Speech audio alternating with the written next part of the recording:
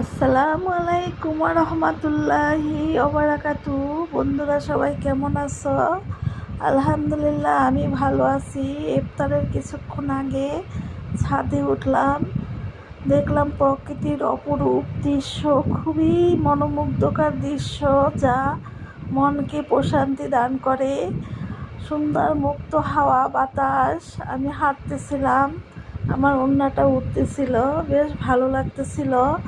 সত্যি অসাধারণ দেখার মতো দৃশ্য। আমাদের ছাদে বসে আমি এটা উপভোগ করি, খুবই সুন্দর, মন প্রাণ ভরে যায়।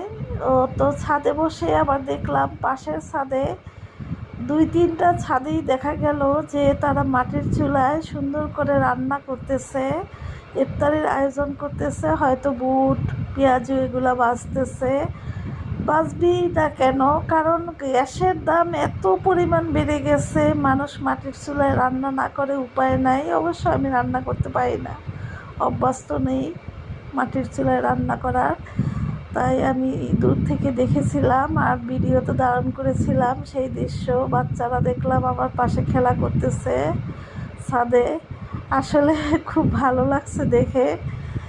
তো কিছুক্ষণ দেখার পরে আমি বাসায় চলে আসলাম, ইফতারের আয়োজন করলাম। আমি বাসাতে সবসময় এই প্রথমে ইফতার করে খেজুরটাই মুখে দিই, কারণ খেজুর মুখে দেওয়া সুন্নাত। আর আমার ইফতারগুলো স্বাস্থ্যসম্মত, আমি কখনো বাজারের ইফতার সহজে কিনে খাই না, ঘরোয়াভাবে তৈরি করি। তো সবজি পেঁয়াজু, তারপরে আবার এই বাদাম বাদাম ভিজিয়ে রেখেছি, সাথে মেথি, এটা খাবো ইফতারিতে। আর এটা হচ্ছে গিয়ে চিরতা, চিরতা এক গ্লাস, এবং সাথে তোকমা, ইসাবগুলের বসি ও 5-7 পদের মিক্স। এখানে তোকমা আছে, কালো কালো দানা, কালিজিরা, সব কিছু মিক্সার শরবত।